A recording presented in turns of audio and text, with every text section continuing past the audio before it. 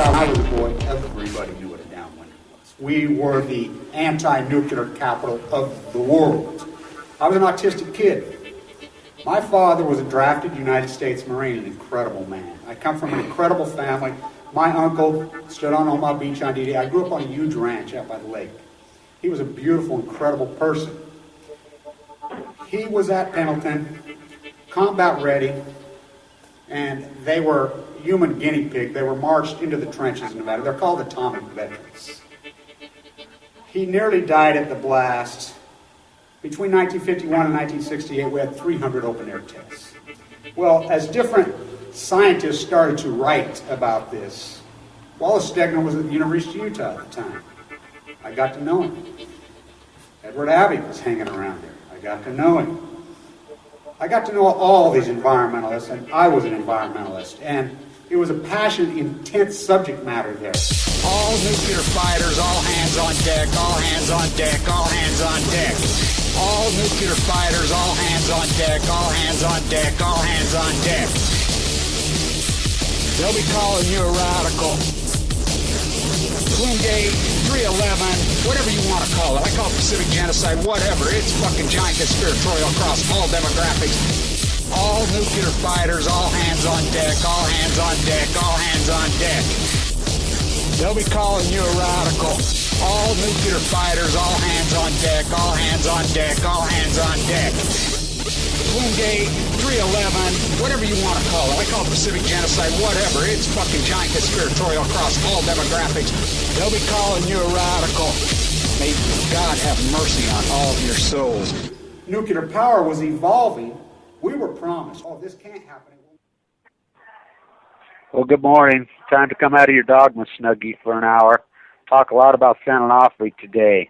We talk some finance, some economics, some reality. San Onofre is such a big, big subject matter, and I'm going to talk about why San Onofre, the nuclear generator, and the fight is so marquee and so paramount. I've been involved with the trying to get rid of San Onofre my entire life. Did we get wins? Absolutely. I mean, David, Goliath, yes. And we winning? Yes. And it's been a long, hard path. Now, the hearing on the decommission, as you watch that video when I go on my rant inside there on the 27th of October, 2014. Now, that's the first time I heard the serious pivot by PG&E. And they started to pivot off this dry cast. And I've been going crazy about this dry cast. Look, they've started to pivot and started talking about exactly what I talked about. Getting off that hill in a subtle way. You know me. And, I mean, we need it gone yesterday. So I listened to the streaming. I was going to go down to it on yesterday, day before. And, they have their Blue Ribbon Commission, which is a freaking joke. It's a bunch of hobnobbers hitting around, kissing each other, freaking traveling around the world, spending up the taxpayers' money. That's all they are. They're worthless. They're totally worthless. Their board is worthless. It's all posturing and grooming. I go right past those guys. I don't want to deal with those guys. Their attorneys, their political platform, they're just spending up the taxpayers' dime. That's all they are. That's what these commissions do. That's why nobody goes. I go right at PG&E. Now, the PG&E spokesman, who was there the 27th, that's where I got a lot of hope. I listened to him speak, and he and I have talked many, many times. The NRC, they all know me very personally. Their PR machine, they know, and I will agree with the NRC on one front, Nuclear Regulatory Committee. I'll agree with them on one thing. It says, hey, we were never set up to handle nuclear waste. These things were passed in law in the 1960s and the 1970s. Passed into law, by Congress. It's amazing to me how we backdoored Congress. The Patriot Act. By the way, the Patriot Act is grotesquely illegal. I can't believe there's no attorneys that have taken it up. It's an amendment to the Constitution. It is the ultimate amendment to the Constitution. You can't do that with an executive order. You can't do that with simple majority in the House and the Senate, which they did. That's illegal. But again, we have no wrong or right. We have popular opinion. But mission accomplished. There's a reason our forefathers put that Constitution with the Bill of Rights in it so strongly. So I go right to PG&E. They're the ones, and by the way, and I will agree with PG&E on this front too, as corrupt as they've been, and let's not kid ourselves, how corrupt has PG&E been? We caught them on the exchange. That's why they went down. The only reason San Onofre went down is our hard work for years. We had an apparatus, we had a place, and we had a YouTube channel with a guy screaming his head off about this place in Fukushima in critical condition.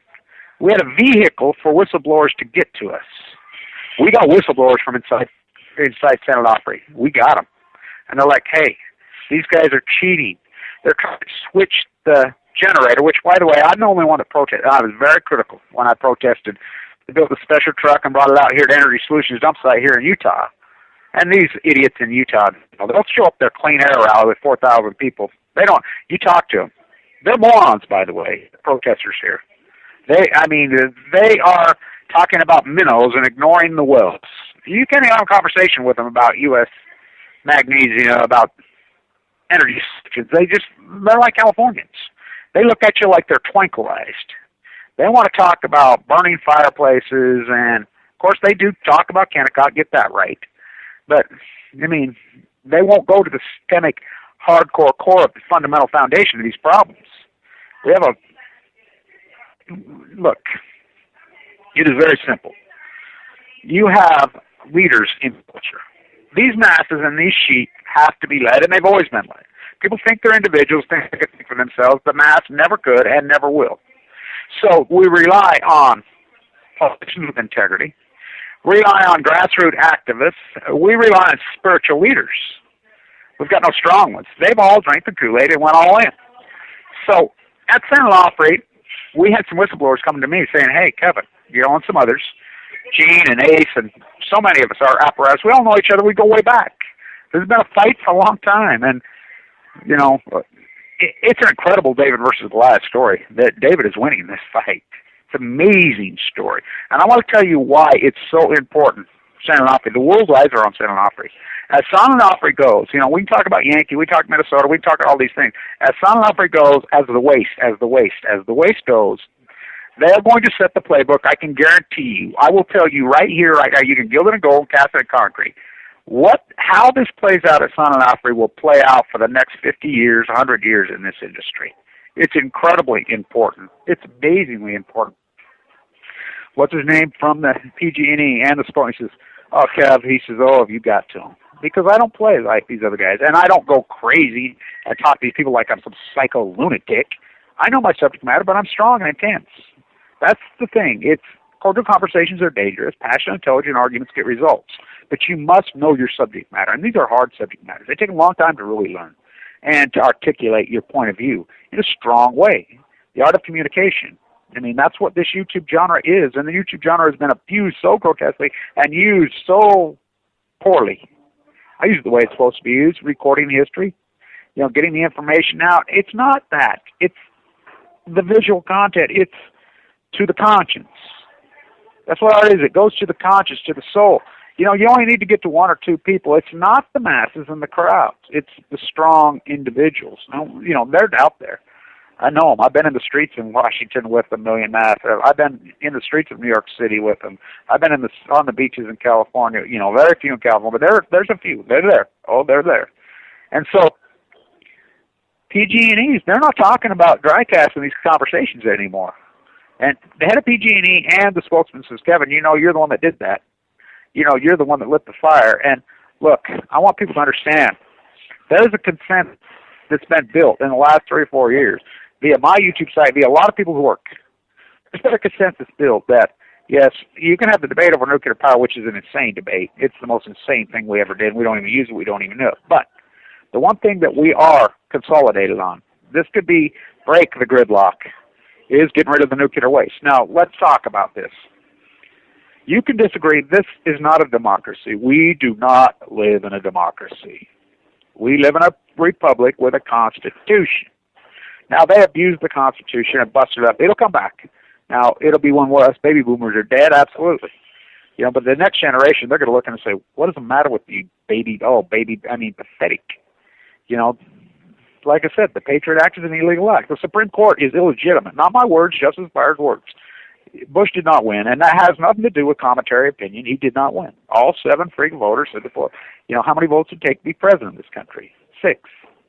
5 Supreme Court justices and your daddy put them there. It's illegal. Leno Roberts have no business on that court. And over time, that will be played out. Every decision they made will have to be reheard because it is an illegitimate court. And every scholar and academia at the highest level that knows anything about the Constitution knows exactly what I know. They trumped the Constitution its purity on the Bush Gore decision. Illegally. They trumped when the Patriot Act shoved through. America the coward. Will it get fixed? Yeah, it'll get fixed. But it'll take the next generation to fix it. We can't do that with Senator Offrey. So, the whistleblower started to come to me. I'm an LDS bone marrow transplant saying, you do know they're switching out this generator and they're cheating. They're cheating by the tune of tens of millions of dollars, not hundreds of millions. They're using a compromised generator. They're swapping it out. So, we got people sending photographs to me and other people. We're going to the meeting in San Diego. We're sending that out. We're getting stuff out. I'm very sick. There's a lot of people doing it. Those whistleblowers, without them and without the apparatus of them, nobody thought Senator Offrey would be shut down. Nobody. So 2 years ago, we're coming up on that 2/12. I'm very critical. I go down to the hearing, which that house was packed. That was one amazing, and that's when I knew that the tide had turned. I told Joni Ray down there when we were in there, it just rushed over. I could sense it. I could feel it. Dozens and dozens and dozens of people coming up to me. The power of the YouTube genre. You could feel it. You could sense it. We caught the NRC so off guard. We caught PG so off guard. We have that educated, knowledgeable, ready for them. Loaded. They kicked me out without even letting me speak, but I didn't have to speak. My little army and Gene's army and Ace's army and all these grassrooters, they spoke for me. They elegantly, powerfully, strongly, and they were like, whoa. We want those guys in jail, we would say, PG&E. We caught them lying. We caught them lying under oath to the NRC, to Congress, which are felonies. So I told them, everybody, nobody wanted to hear it. I did lots and lots of interviews that day, including one with PBS, which everybody was gung-ho on me. In my room, everybody, major media all over in my room in those days when I was dying. But when they said, oh, God, this guy might not die, they backed off. Because they can't handle my intensity, my reality. They can't handle the truth. So, as it went along, I said to everybody that day, they will never reopen Santa Fe. They wanted to reopen 70%. They wanted to go back 70% while they were exchanging, and they were going to do it. And even the hardcore activists that I've known my whole life are like, Kevin, you're full of it. I said, Santa Fe will never reopen. Never. I could sense it. I could feel it. I've been in that fight for so long. This is a major, major day. Major. I was really emotional that day. I could feel it. I knew that we had won. I knew that we had turned the tide. Now, it's going to be a long, vicious, hardcore battle. But that was beyond midway. And so, I'm leading up my protest, D-Day, D-Day, D-Day. We're going to hit the beach on D-Day. We're going to hit the beach. And you heard me ranting and raving all over California, all over freaking Utah, everywhere. We're hitting the beach on D-Day. Boom, lo and behold, that morning, I was the first one to get it. I had it. Shane Russell, the great investigative journalist, had it to me before anybody else even knew. Kevin, this is the memo. I don't know. We get stuff. It was leaked to us. We get a lot of stuff leaked to us because they know that I'm going to get it out there. And I'm going to get it out there in an intense way. So, they shut down on D-Day. Major, major, major story. This is San Onofre. This wasn't in the works. This was freaking thing. We caught their ass. We exposed their lies. That the grid made up 13%. We exposed their lies of Price Sander. We exposed the cash cow lies. It's all a scam. We exposed it, and they knew that we exposed it. PG&E's afraid of me, big time, and rightfully so. They should be. So we're done. We're shutting it down. So then the conversations, and by the way, Harry Reid blocking Yucca Mountain. I know Harry Reid. He's a Mormon. He works at ATK, I know his son, whatever. And let's get real about the political process in America. Harry Reid is a senator from Nevada. You think Nevada wants Yucca Mountain? The incredible power that is wielded through the casino industry, by the way, that You want to talk a corrupt industry? What has happened to the casino industry in the last 20 years? They have no gaming commissions anymore. They cheat, they rob, they pillage, they abuse labor. The casino industry is probably the biggest abuser of law in the country. And so they wield incredible power. Harry Reid's not going to get elected without them. Do you think they want Yucca Mountain? Oh, hell no. But here's the bottom line. Yucca Mountain was passed by Congress. And it doesn't care what you like or what you think. That's the way this country works. Congress wields incredible power. They passed it. So what's going along? They're in violation. Executive orders, I think. So inside the act of Yucca Mountain, not only it had to be open and the waste had to be there, there were laws put in place inside that act passed by Congress that only so much waste could be stored on site temporarily. Wait a minute. They passed that 15 years ago. They're cramming it. PG&E, behind the scenes with me, has had incredible conversations with me. And boy, has my light gone on. But just the last few months, they're like, Kevin, they're not talking about dry cast anymore on there. They're like, Kevin, you're right. You go crazy. You say, hey, what good is it we ever shut down all that wasted in those swim pools on that cliff, on that beautiful, beautiful cliff, and the jet stream moves left to right. PG&E, the NRC, people inside the apparatus, they know. They're like, you're right. This is the most dangerous nuclear reactor in the world. Even more dangerous than Diablo Canyon. That's one dangerous one. Because the jet stream moves left to right. And it's sitting on that cliff. And all that waste, the waste has to go yesterday. And they know that. They know that there is a political apparatus in this America that is paralyzed. Because of Congress? No. Because of the corruption of the American populace. Now, when there was a hearing on the floor last year, and it was videotaped with a YouTube camera, and he panned across. You know how many people were sitting in Congress? I think there was 2 people in the entire freaking building. The 2 senators got, and they did a good job, the congressmen, talking about it. I really liked it, but the American populace, they don't care. So my point is this, okay, the American populace doesn't care. We have to lead the American populace because that is what the role of an activist, a grassrooter is. That's the role of a spiritual leader is. This is the most dangerous, compelling nightmare to the environment in history of the world by 10 times. Fukushima. That disaster happened. It's being poured into the Pacific Ocean over there, and you can go into denial all you want about it. We're talking the reality. There are 104 nuclear reactors across this country, 252 dump sites. If people want to argue with me, I did that work in the 90s on my first PhD. Proved it. People used to argue with me. Oh, what are you talking about, 250? I said, I can show you secret ones all over. Now it's starting to come out that, oh, Kevin was right. I understand this. These things have swimming pools. They were never built to hold this nuclear waste. Never. They are so vulnerable. They're so worn out. These things are so incredible. We're talking about the destruction economically, socially, health-wise, to destroy this country and destroy this world forever. San Onofre has an earthquake there, and that falls off the cliff. I'm telling you, this country will be desecrated. This country, the Ukraine, will look like a freaking, picnic party to what this country will turn into. They know it. I know it.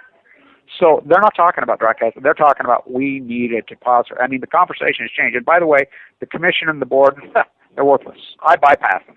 All they're doing is sucking up money. They all know each other. It's a little club. They travel around the world, spend up the money, hobnob. They're worthless. They're worthless. They call them Brew Ribbon Commission. They stick the Brew Ribbon up their ass. So I go right at the core. I know the freaking NRC personally. I know a lot of the PGA execs personally, and boy, they're not talking what they were. So this is going to happen. I'm here to tell you. I can feel it. I can sense it. The conversations, it's going to happen.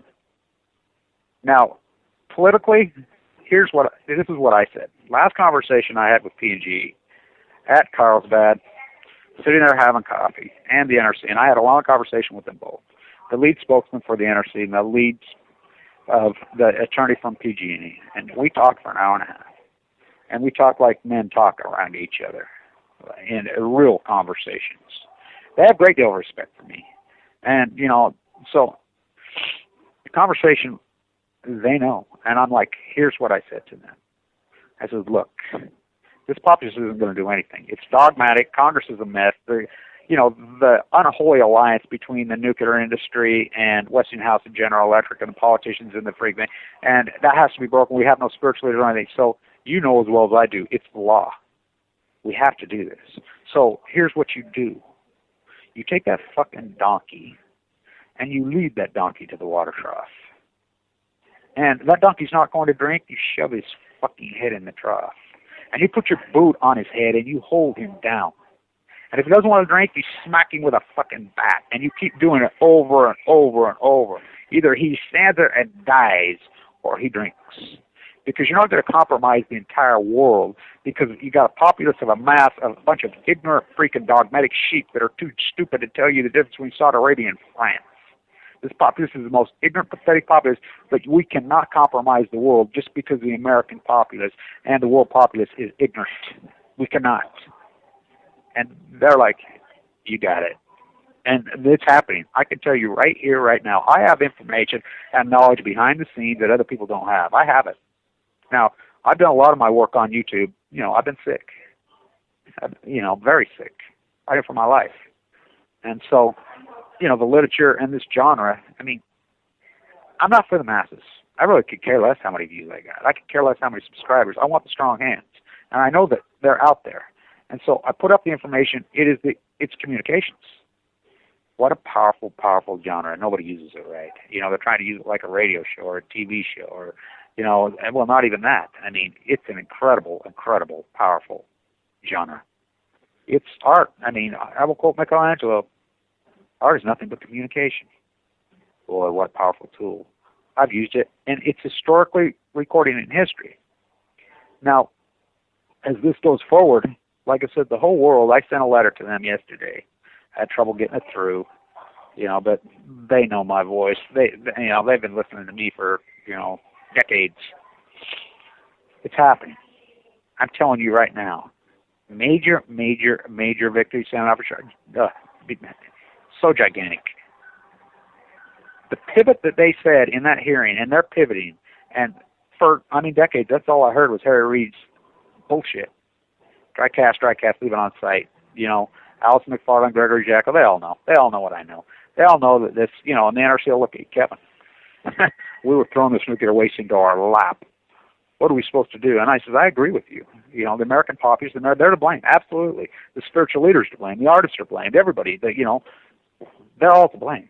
But, there's a vacuum. It's like I told him, Kevin, I understand what you do. And I said, yes, I'm filling the void. I'm filling the vacuum. I am that fucking void. Nobody wants to do it. I'll do it. And we're doing it. They're not talking about dry cast anymore. They're talking about a national repository and getting serious because there are no good answers. And you can say, oh, fuck, you'll come out with a horrible guy. Of course it's a horrible idea. But the horrible idea is making nuclear bombs and nuclear waste. We continue to make more and more and more. We have nowhere to put it. Everybody says, oh, we got cold fusion. No, they don't. No, they don't. And anybody who says and tells you, oh, we got these tritium reactors, no, they don't. No, they don't. And those reactors are even more pollution than the ones we use today. It just shows you how ignorant. But again, we don't want the masses. I could care less if, my YouTube videos had 7 guys watching. We need the right 7 guys and girls. That's who we want. And it's happening. I've seen it. In the streets of Washington, D.C. with a million masks. I've seen it. The strong hands are emerging. And we're going to do this. Without the American populace, absolutely. 12 monkeys. I love when he goes on that rant. I'll tell you what's insanity. Pop, majority rules. That's insanity. But we have to have men with integrity. We have to have strong people. These people are getting scared. I can tell you that right now. PG&E and all these people, they're finally waking up and realizing just what I've been saying. That thing sits on a cliff. That fuel is not set up. It cannot handle one earthquake. We would have a disaster that will blow your fucking mind. Yeah, the core reactors, but the spent fuel, there's so much, so it's got to go. So, yesterday I had a long conversation with them behind the scenes, and I'm like, simply locate it. You say you're going to do this repository, this spot. By the way, they're already doing it anyway. It's called, they drive it across here all the time, illegally. Nobody's paying attention to the sun. It's a fucking failure. But look, now you think about this. I call it, okay, we have the Manhattan Project, which the opposite of the Manhattan Project, I've named the Post-Ignorance Project. Now, we developed a national work project. We developed, I mean, you know what kind of industry we could create, getting rid of this stuff? You know what kind of freaking great industry? And not only just as far as economically would be the greatest thing, think what it would do for people spiritually. There's a major suicide rate at Livermore National Lab, rightfully so. Because think about what you're doing for a living. They know what they're doing for a living. I mean, in your subconscious, you're depressed. But think about if you start doing a good thing and start getting rid of it. So think about what that would do to the human spirit and the human soul and the dignity of the worker and the scientist and all of them. Oh, I mean, it's the answer. It is the answer. So, okay, we go to Yucca Mountain. Here's what I personally believe. I think the Air Force and the Navy and the military could do it, which, by the way, I know the Navy has the technology to entomb Fukushima and had it all the time, and I know they have the data. I mean, all this money we spent on the military industrialized complex, blowing it up last thing, you know, we just opened the treasury and threw money. Let's use some of that technology. You know, so I think there should be a rocket pad, a very sophisticated one, built at Yucca Mountain. That's where it's going to, you know, because Congress has passed it. You know, I don't give a fuck what Harry Reid says. You know, who's he, God? You know, we have an apparatus. He's blocked and blocked. He legally, by the way, he needs to go. He needs to retire. You know, him and his freaking Mitt Romney Mormon buddies can go do their Masonic freaking temple rituals with each other. Get their own freaking island. So, build a facility, centrally located, and start shooting into space, which we could do it. We could do it so easily. This country has the technology. This country has the apparatus to do it through the Navy. We could do it, and we got to do it, and we're going to do it. Because, yeah, Yucca Mountain's a horrible idea, but Yucca Mountain's built, by the way. We spent how many billions of dollars? It's one guy. One guy has blocked this the whole time, Harry Reid. Well, we're going to see this debate re-arise. Now, I'm going to try to push it forward, politically, socially. And we don't need the masses, because the masses are not going to get us anywhere. We need a few strong people, which we have down there in that dynamic. And I'm telling you, what's going on at San Onofre with the grassroots activists, myself and a bunch of other ones, and the apparatus with PG&E, it's happening. I mean, I was thinking about it last night. You know, I hope to see it in my lifetime, where one day the first rocket goes up with all of them and gets it out of here. Everyone says, "Oh, yeah, you're putting it into space and aliens again." That's the arrogance of the American. Do you know what a dot? Do you know what a freaking molecule dot this planet is in that incredible vast landscape? Well, the universe. And everybody says, "Well, you can't. What do you think's up there already? Are you people insane? Do you understand what a meteor is? Do you understand what the sun is? Do you understand?" They make nuclear waste look like freaking, you know, a little drink of Kool-Aid. It's already up there. I mean, that's what this madness is. Get it up there where it belongs. It's going to happen. I can see it. I can feel it. I have so much hope. And for the kids, and that's another thing I want people to understand, is this next generation is going to be able to go back and look at YouTube videos. I like to look at old stuff all the time. You know, I find stuff and I'm like, wow, how incredible. And the cream will rise. You know, it's just like everybody says, oh, the dollar's going to crash. All these idiots all over YouTube when the dollar's making, you know, 15-year highs. You know, silver's going to 300 when silver crashes. Gold's going to when it's going the opposite way. You know, by the way, what did I tell you on that Apple earnings report? Did you see that thing? How can they not freaking do this? You got a herd of populace that is so branded with their Apple stuff. They use slaves. They pay no taxes. Do you realize how big and massive? They made $20 billion in profits in one quarter. There's Fortune 500 companies that have been around for 100 years that haven't made $20 million in the history of the company. It's incredible. It's incredible. They're creeps, no doubt, using their slaves, refuse to pay taxes. That's the American. That's how creepy these people are. By the way, I believe they should be all put in prison. All these CEOs, all these board of directors, I think they should be marched out into the freaking streets, you know. And Perk walked into a freaking Supermax. They refuse to put one dime back, yet they loot this country. This country's been looted the last 15, 20 years. They pay absolutely no taxes. They gutted the job base. They environmental poison this place to earth. And these idiots who have drinking the Kool-Aid, like here in Utah, Dirty Herbie and all these people, because they're stupid. People say, oh, these politicians. No, they're not. They're stupid. And politicians never change anything. They never have. Grassroots, it comes from the bottom up. Politicians have always been stupid. Politicians ain't nobody. They never have been anybody. Once in a while, you get a great leader, like a John Kennedy. Once in a blue moon, you'll get one. But for the most part, they're freaking dumber than dirt. Think about it. There's no intelligent politicians out there. There's a few. But they get caught up in their freaking dogma. It's just like Keystone. You're going to get all geeked up about Keystone as an environmental. It's probably about 30th on the list down there. What the pollution that's going on. Fukushima. I'm a baker, what's a cake? I'm a carpenter, what's a hammer? I'm an environmentalist, what's Fukushima? It's these idiots, 4,000 line up at the state of Utah. They're idiots, by the way. I'm like, hey, what about Fukushima? What about Energy Solutions Dumpsite? What are you using? Oh, they just stare at you like they're tranquilized, painting goats. Autism capital of the world. Probably the cancer capital of the world. Yes, they're dogma because they're talking points. They can't critically think because it takes a lot of work to develop a mind in whatever thesis it is. It takes hard work. You have to be out on the landscape. You can't be sitting in a freaking basement on a computer for 10, 12 hours. It's worthless. It will gobble you up and annihilate you. Granted, YouTube's an amazing site, an amazing tool, but that's the byproduct. That's you people that are sitting around YouTube. You got the dog and the dog. No, I spent a whole entire lifetime walking hundreds of thousands of miles all over this western United States landscape, everywhere. And we got an ecocide going on that's very acute, very acute. It's not going to happen. We're in the throes of it. Now, is the ocean going to survive? I always quote Ray the person. Yeah, that being will go on. That gave us life in the first place. What it said, Frisk is life itself. And she was talking about the Chesapeake and the Atlantic.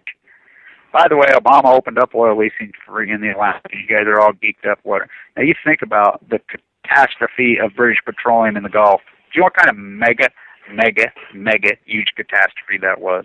Now they could have went in and bombed it. They could have went and bombed it shut the first day. He didn't.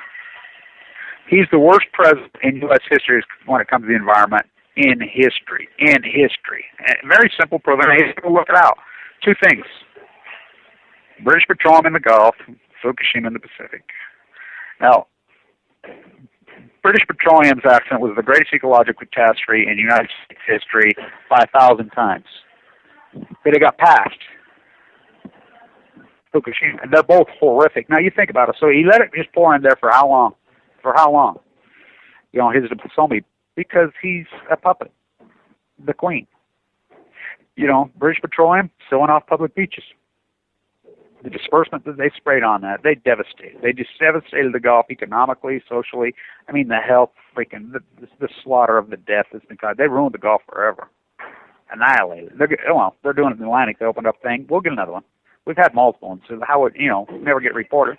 And a hijacked Supreme Court. But the Pacific Ocean. That's the big one. I call it the Pacific Genocide. Fukushima Point in there 1,400 some odd days. Nuclear fission never happened before. That's where it's all been gone the whole time. They have no control of it. They just made the decision just push into the ocean, which they've been doing the whole time, which the marine layer rolls over and freaking annihilates us. It's outrageous that people cannot wrap their mind around this because it's invisible. You can't see it. The same thing was done with germ theory 100 years ago, over 100 years ago. Oh, you people are crazy, those little germs fly through the air. That doesn't happen. I think, by the way, there's still idiots that believe that. Now, you think about what's going on in Ukraine, as I've named plutonium wars. This is a very, very big deal. The United States sent in advisors and hardware. How long ago? And I'll tell you why. And I'm going to do a video this afternoon on this. And we're going to talk about this. It's very scary. It's exactly 100 years ago from when this happened before World War I erupted. And there's so many similarities. Plutonium now. Okay, the Queen and Putin have broke up. They've broke up. Russia's like, we ain't playing with you freaking. People call it the Illuminati dog. Well, I call it Old World Order. Because that's what it is. It's a neo-feudal system. And how do you stop a globalist? Simple tariff. You can't even have that conversation because people are too stupid. Ross Perot, whoosh. So, you think about this. So the Queen just sitting back and laughing. The House of Windsor, the House of Hanford, these elitists are just sitting back and laughing. They don't even have a military. They don't need a military. They have a colony in the United States that's run by the Queen. The United States is nothing more than a military colony of England. That's all we are. They own this country. British Petroleum filling up public beaches proves it. You know, all the mines, they own all the mineral rights, they own everything, they own the politicians, they own everything. The special regime. The Queen tells Obama when to jump, and he says how high. All of them. Exactly. So Putin's like, I'm not playing with the bitch no more. I'm putting a tariff report. I'm raising interest rates 70%. And, you know, Ukraine, which has been battled over and fought over for hundreds of years. He says, So he sends in troops to the United. Sound familiar? Advisors and hardware. So my guess is next they'll fake the Gulf of Tonkin. You know, again, you know, which you know that was all made up and a lie, 100%. You know, that's taught in junior high school freaking history books now. McCain's dad, oh yeah. So it's a very big deal. So the Queen's sitting back and saying, well, we'll just play Russia against the United States, and Mitt Romney and idiots like that, and the Fox News pieces, those morons are because they're stupid. Mitt Romney, well, how could he be stupid? He's got all that money. You know how much money Mitt Romney has lost in his life and his retarded sons? His sons are inbred freaking morons. They're dumber than dirt, by the way. I know several. I mean dumb people. Very dumb people. His father made all that money. He didn't make any of it. He's done nothing but lose money. So they'll sit and, you know, beat up the drums because Fox News tells them, like, well, who owns Fox News? Who is Fox News? Queen. So they tell them what to say and how to say it. So they're beating the drums. So they sit back and say, okay, play Russia against the United States in Crimea.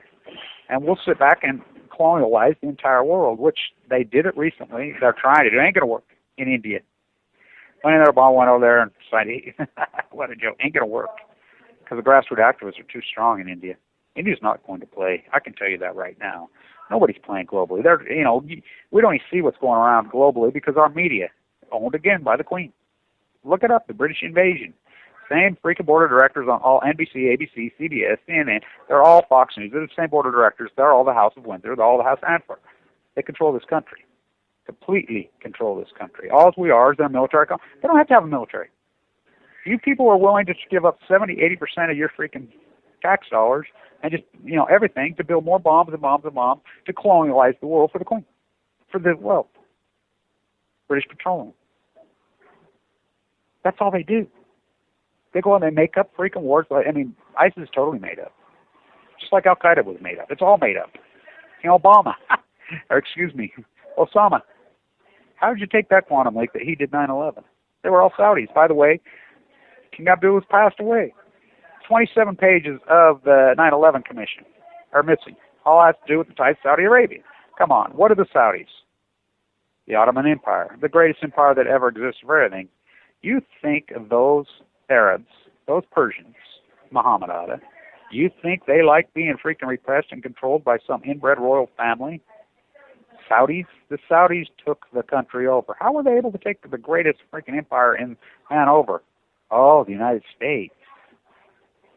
So it's a pseudo de facto relationship between the unholy alliance between oil and Saudi Arabia. You know, I love that story. The Saudi prince flies a Learjet. The Saudi prince's father drove a Rolls Royce. The Saudi prince's grandfather rode a camel. The Saudi prince's son will ride a camel. Muhammad Ali and the boys, 16, they knew it. They developed that at the University of Hamburg.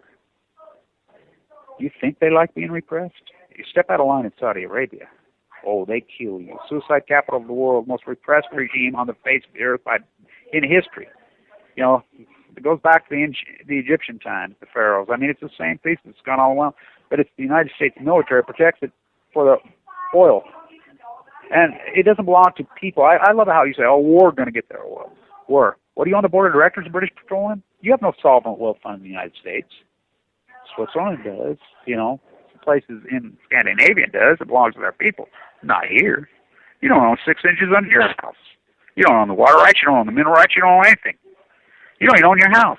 Ask somebody in Ireland. They'll say, how? You guys don't own anything. You ever heard of property taxes? And they just keep raising them and raising them. You don't own anything. Nothing. And people say, oh, it's always been. No, it has not always been this way. You know, it was stripped away in 1946 to 1979, the strongest middle class in history. This is a healthy America because they stood up to her, and they freaking put tariffs in the poor. The tax rate was 91% on the wealth. They believed in a fair system. They believed in working dignity in communities. It wasn't about, so per se, the money. It was about the dignity of making something nice, feeling good about your job, which creates a healthy America. 40 hours a week, one person worked full medical and dental, healthy. I mean, the power was with the people. It's been simply, there's been nothing but the redistribution of wealth. Now all that's stripped away from 1980 to present. And the very poorest and the working class are the ones who these oligarchs are sitting back and laughing. Can you believe these idiots?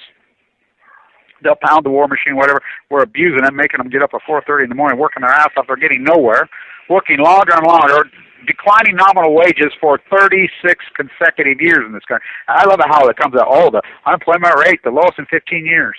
Because of the unemployment rate, the way it's counted, they've jerry-rigged it. You have to be actually on unemployment to be counted.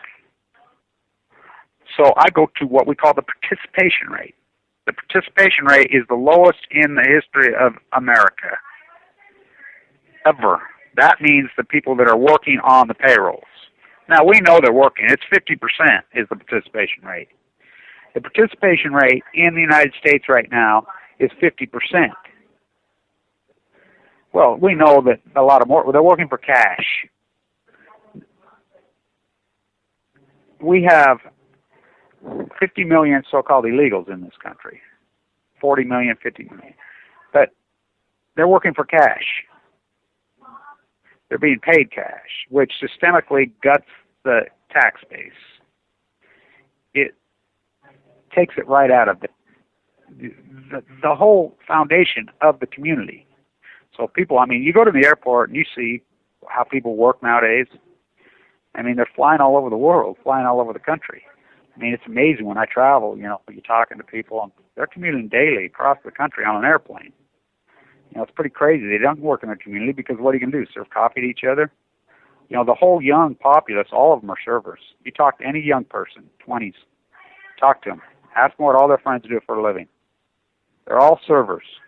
Every one of them is a server. So that's what they do.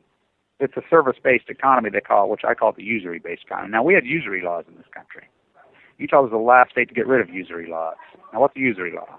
Maximum interest rate you can cost. And it's economically, but it's spiritually and it's philosophically. Now, why was Utah the last one to get rid of them? 6% above prime. Now, think about 5% above prime. Prime's near zero. We have buy here, pay here. You know, the average payday loan right here in the United States is 400, and Utah is 458%. That's usury. Now, is it based on Christianity? Well, all religious faiths are anti-usury.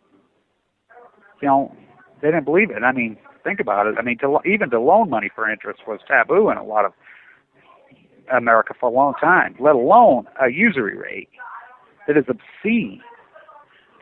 It's abuse of the populace. Yet they go along with it because they're overworked. They're working too many hours. They can't critically think. They can't critically math. They can't read a book. I mean, people, I remember when rush hour was, you know, between 8 and 9 when I was a kid. Then it went between 7 and 8. Then between 6. I mean, get up at 4:30 in the morning anywhere in America now. People are getting up, I mean, coming home, freaking driving incredible miles. Now technology has helped them out in their car, and it becomes their sanctuary, one person, one car, because that's how they can cope with their sanity. They turn their radio on, it's their little place they can think and they can meditate, and it's become a coping mechanism, people's car, which is pretty insane. Like, when I'm in California, and I'll be on the train, the coaster. Well, the coaster is really beautiful and it's nice. I goes on there and you look over at the 5 and people are lined up for 2-3 hours on the 5. And you're like, why aren't they riding the train? Because their personal sanctuary has become their car.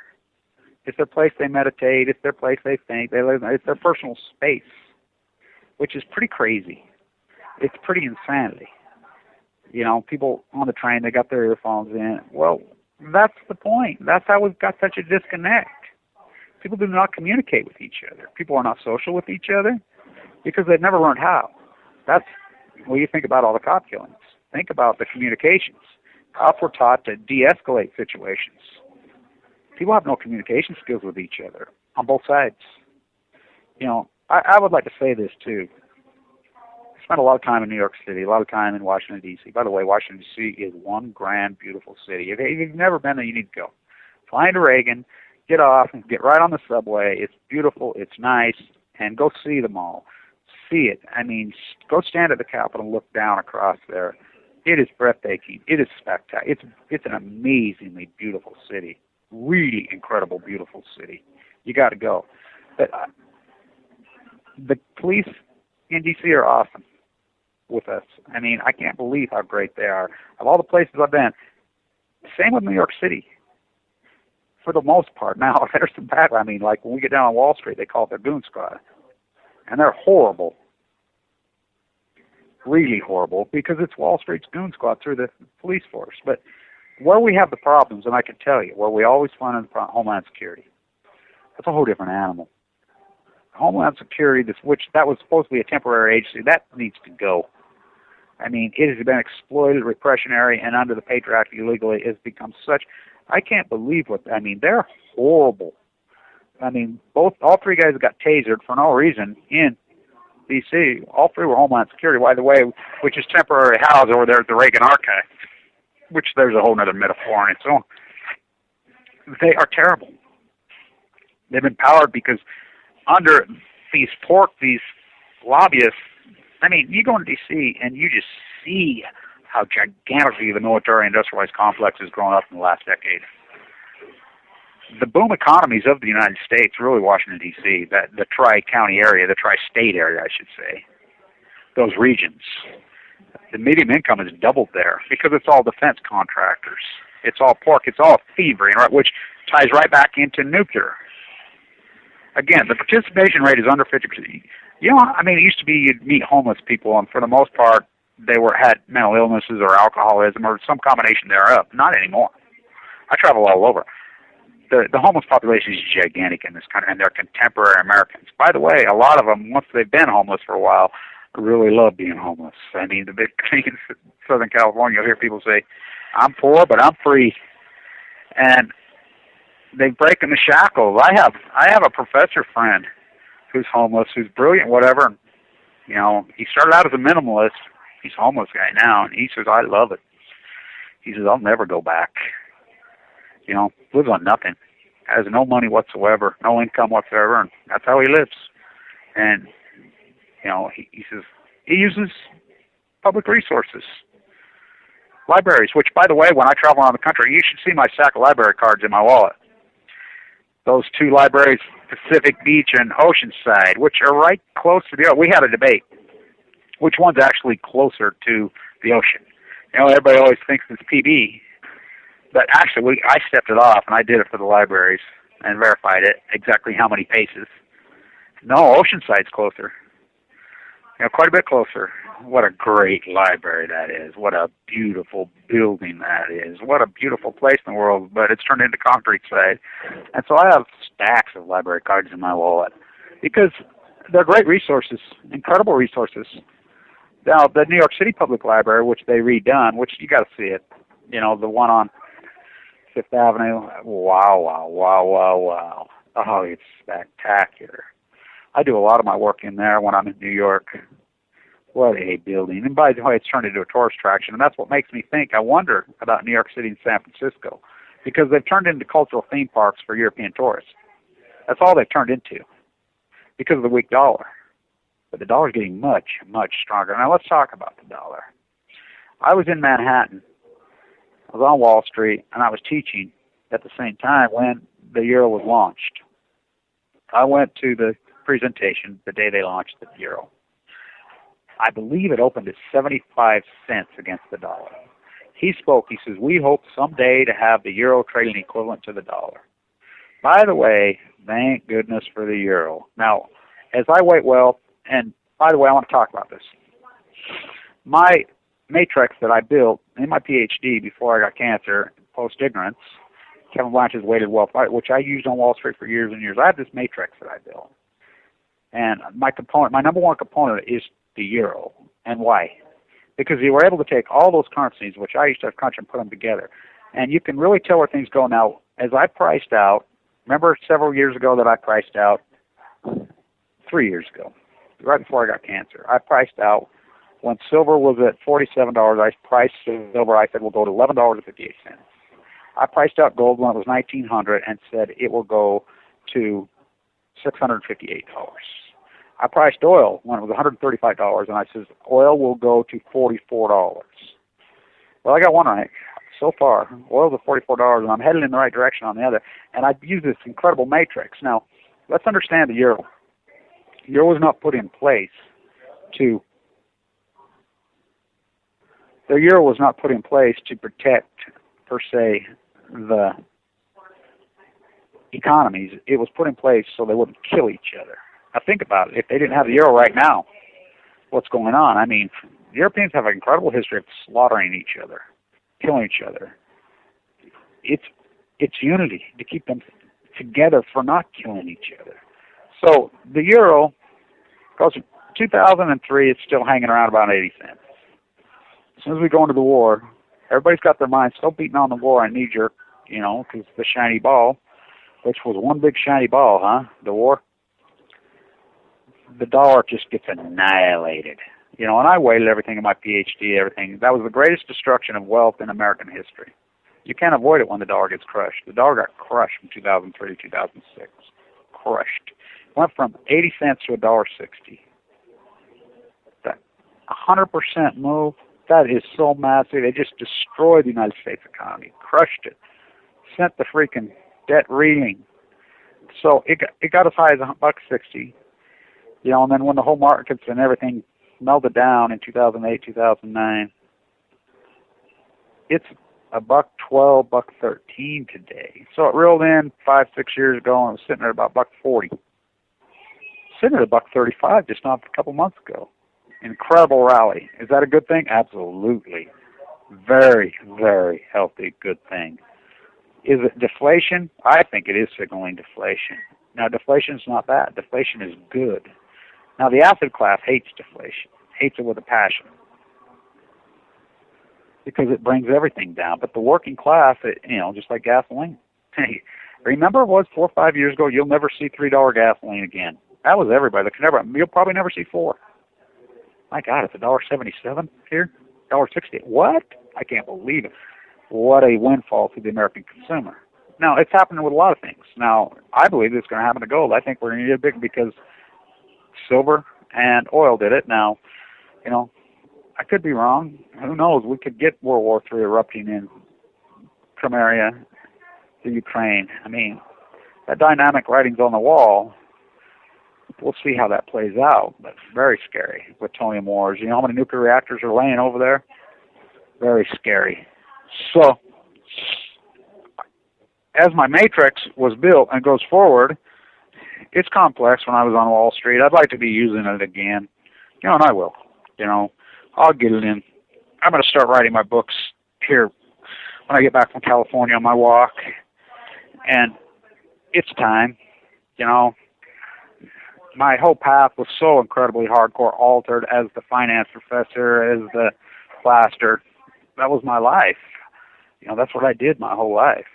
You know, I was a plasterer and I was a finance guy. Passionate. Both of them loved them. Really loved them. Doing them right up till I got sick. Boy, did that change my life. And, you know, as the environmentalist, I was always the environmentalist. I've been connected to this landscape because I love it. I always have loved it. Our sanctuary. So, as I got cancer, I got leukemia on 11/13/11. I got the worst kind of cancer a person can get. I got AML de novo, which I got a miracle. I got lots of miracles. By a guy named Vincent Hansen saved my life. Multiple doctors had me misdiagnosed, and even after the proper diagnosis, my chances of living were very slim. But he believed in me. You know, he did believe in me. He's like, Kevin, I know you. He knew our family, whatever. You're a tough guy. You know, I wouldn't say this about anything, but I have hope that you can be cured. You know, and he says, just because I know who you are and I know what you're about, you know, and I know how strong you are, physically and mentally. you know, and I'll never forget it. I go in there the first day, and when I finally landed on 11-11-11, 311, that's something else. I go in there, and I was so sick. I mean, I was down to nothing. I mean, I was on the death's doorstep. Went from 170 pounds to 130, just matter of weight. I mean, I was just fading away. And I went in there, and there's a guy, had a ponytail, and the girl, they get me naked, stand me up on the wall, and start beaming the lasers all over and getting all the measurements and everything all over me. And, you know, he says, Kevin, do you understand what you're in for? I says, of course not. I have no, how could I? He says, let me tell you something. He says, you're big through the upper body. You're strong. And I says, yeah, I've had the Hawking trial in my hand for 35 years. He's like, I'm here to tell you, I've been here a long time. You can lead every bit of it. Oh boy, did I. The physical strength that I had, did it save my life? Well, one of the components. So we have to be strong. We have to be mentally strong. We have to teach our children to be mentally strong and articulate.